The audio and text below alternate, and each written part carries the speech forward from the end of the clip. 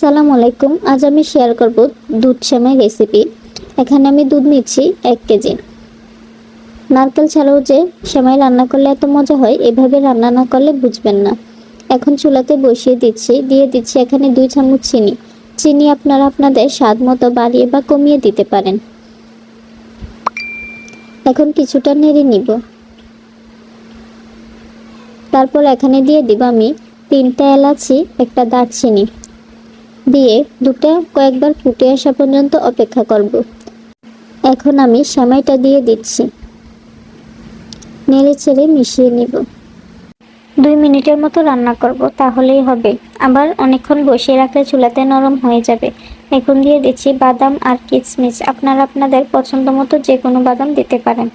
এখন দেখুন সেমাইয়ের ঘনত্বটা এমন হবে। এই সেমাইটা যত পাতলা করে রান্না করবেন ততই মজা হবে।